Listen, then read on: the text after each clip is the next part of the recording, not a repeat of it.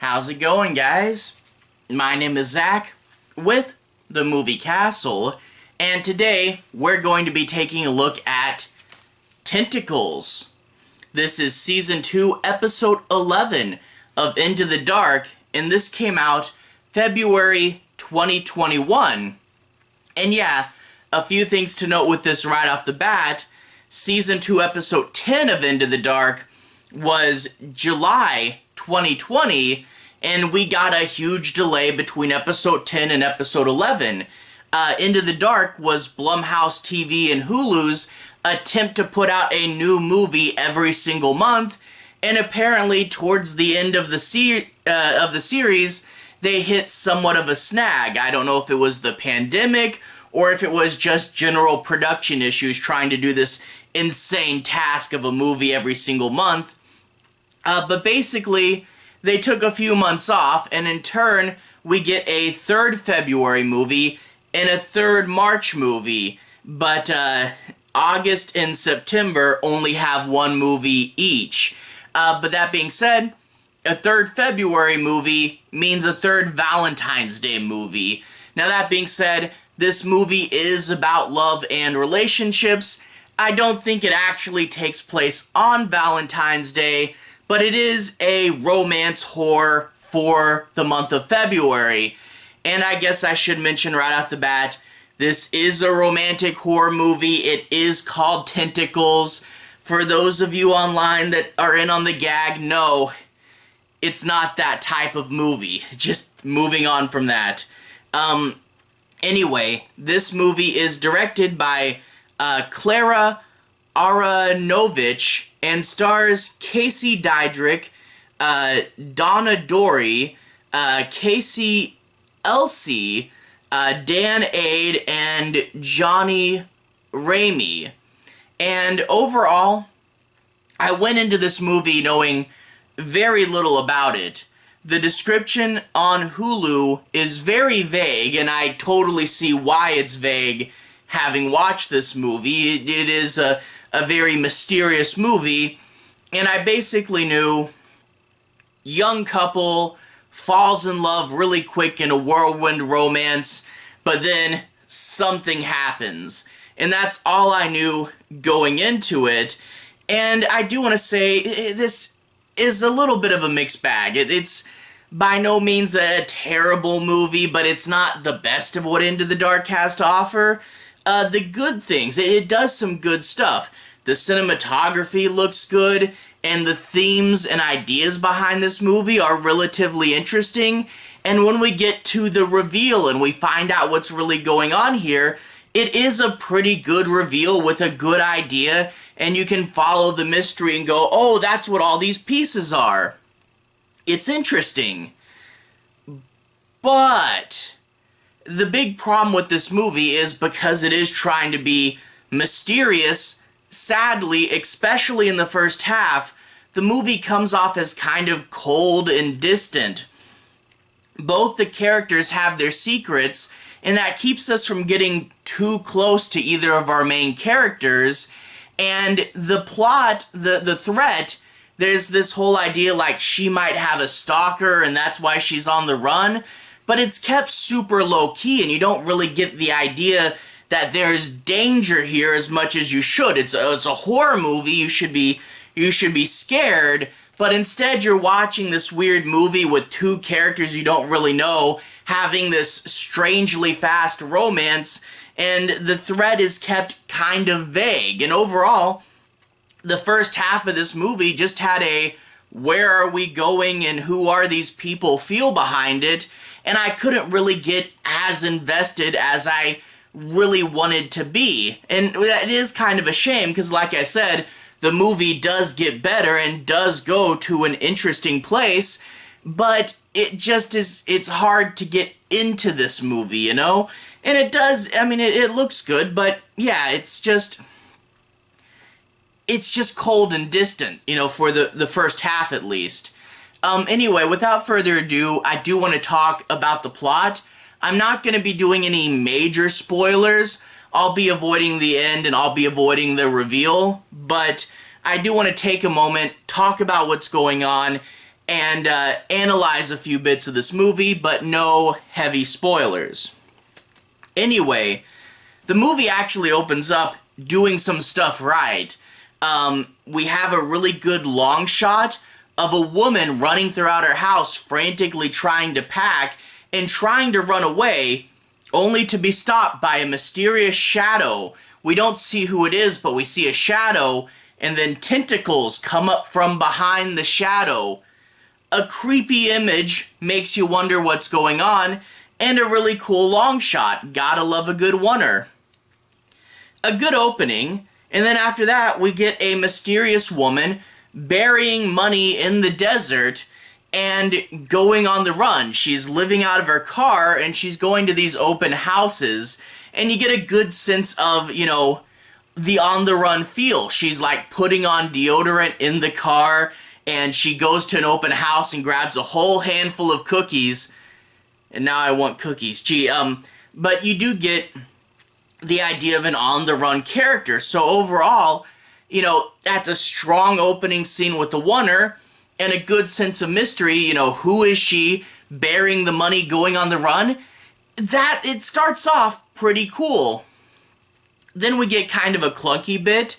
You know, she meets this guy who's a photographer for real estate, and she asks him about the house, thinking it's his house, but no, this isn't his house, but he does have a house, but it's not really ready for anybody, it's under renovation, but she kind of likes that because she wants a house with heart, and she goes to this house to see it, and they agree that she can move in as a rental until the house is finished renovating, because once he's finished renovating it, then he can sell it. Although, if she's wanting to buy and she doesn't mind that it needs renovations, I don't know why you can't just sell it now. But anyway, she rents for a little bit. When they eventually decide, forget that, I'm just going to move in, which makes sense because ever since the opening house, these two have been going at it like rabbits. And this is just a really long, roundabout way of getting to they're both living in the house and they're in a new relationship. I don't know why it needed to be so complex, and then we find out, oh, this is his parents' old house and they're both dead. I mean, that's not really a mystery. If a guy has a house, but he doesn't live in it and he wants to sell it, I mean, I can kind of figure that that's what the story is. Really, when the two hooked up at the open house, the story could have just been, hey, if you need a place to stay, I'm renovating my parents' house. We could have got all that big mess out of the way much simpler. It just kind of feels clunky and awkward and goes on too long when it could just be, hey, you need a place to stay, I got a place to stay, let's go. And yeah, that's just kind of, like I said, clunky and awkward. But we find out that she's on the run because she has some stalker character. She gets a call on the landline, you know, the very typical, hello, Sydney. Not Sydney, you know, just a joke. But, and she goes, who even has a landline anymore? But we don't know the story. We don't know why she has this stalker and what led up to it. And then he, you know, has this whole thing with his parents, which doesn't really amount to much. You know, it gives him a reason to be gloomy at the beginning of the movie, but it's not like a big mystery. His parents just died. But then he starts getting disturbing visions, and he also gets tinnitus, a ringing in his ear that's so bad he cups his hand to his ear and he falls on the ground in physical pain. And we do get one scene early on showing the bit of the supernatural side hinted at in the prologue, where we see a tentacle go and touch into his ear. Now, that being said, the tentacle is so severely underlit, I almost didn't see it because I thought, boy, what's that weird long black shadow? This is one of the few interesting supernatural shots that happens in the early part of the movie. At least light it so we can see that it is a supernatural shot and not just a weird shadow. I get horror movies have to be dark, but I've seen so many underlit horror movies recently where I can barely tell that there is something scary there to be afraid of, and I know it's kind of a delicate balance, but at least put enough light that I can see that there is something scary there. Not that you have to put so much that it spells everything out, but okay, this is a side rant I don't really need to be going on. But anyway, a large part of the movie is figuring out what's really going on with it, and when you do get there, it is a good reveal, and it is interesting to see when you get there what it is, and I did like the reveal, but boy, it does take a while to get there, and you know, we start to wonder, like, what's up with our characters? You know, he's dark and gloomy and mysterious, but it starts off from the girl's perspective, and then it shifts kind of awkwardly to his perspective, and it really, I don't know, like, if we started off with the guy, if he was going to be our main character, wouldn't it be more interesting if the girl comes in out of nowhere and she's more mysterious that way? Ground us in the guy and leave the girl in the mystery? But when we start off with the girl, we get this feeling that she's supposed to be the main character, and then she's not, and the character we wrote in with is now vague and mysterious and pushed off to the back, and this guy who we really don't know, who doesn't have a big personality or really a super good foothold as to who he is, now we're just dumped on this other guy and he's our main character? It's really weird, and you don't know what's happening. There's a fast-moving relationship, and when they have sex at the open house, you think, okay, was it the open house or was it later? I don't know. But when they have it for the first time, you think, is she trying to use him just to get a place to stay or something? And you think maybe that's it. But then she does stuff like having the guy describe one of the past relationships as his past sexual encounter, and then asking him to recreate that with her, and then you think, okay, maybe it's not using him for his house, maybe she is just really big into sex, and, you know, the movie talks a bit about sex, but don't worry, it's not super graphic or explicit, actually. There are a few scenes, but it's not, you know, especially for a movie called Tentacles, it doesn't really go near as far as you think, but you're wondering really what is up. You're seeing a fast-moving relationship between two characters you don't really know, and the idea that, you know, every once in a while you're going to get a creepy phone call, there's just not enough of an interesting hook into this current situation, be that a threat, be that a character, and overall you're just watching this weird whirlwind romance without anything really interesting to hook you in, which the movie at the beginning with those two good opening scenes really does seem like it would be going somewhere interesting, and then it just flattens out for most of the beginning.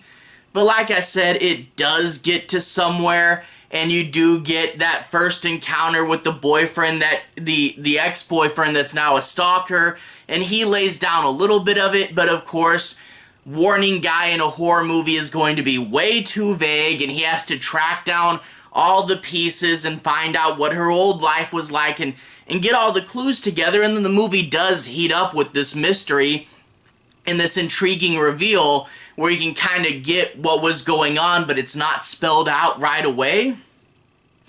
And there is a CGI element to it, and I do want to say it is kind of funny with the budget, watching them find ways to keep that CGI element off screen or in the background or something. But I do really like where this movie builds to. It does have a pretty good final act behind it, and it just sucks that, you know, the very first couple scenes and then the final act of this movie are pretty strong. It just seems meandering and aimless and without a place to get in there, you know? So, like, the beginning and the end are great. It's just the most of the middle, you know, that you're having trouble with. You know, the first 10 minutes, good, and then about 45 minutes or so that just what's going on here, and then it gets pretty good at the end. So I don't know. I think there is themes and ideas here, and maybe if you guys are more into artsy horror, you might really dig it, you know, so there might be some people that absolutely love this movie. Me personally, it just needed something during minute 10 to 55, just something there, you know, roughly those minutes. I, of course, don't have the whole movie plotted out. But anyway, to everyone who's watched so far, thank you for watching. To everyone who's liked and subscribed, thank you. You really are helping the channel out. I'll leave a relevant playlist on the bottom. This should be my Into the Dark playlist if you want to see me talk about other movies in this series. At the point of recording, I believe it should have the first 5 episodes of each season in it. I'm kind of going through and doing them during the months they came out, so hope to get to those March ones pretty soon. Anyway, have a good day. I'll see you guys again very, very soon. Into the Dark playlist on the bottom. Have a good day now.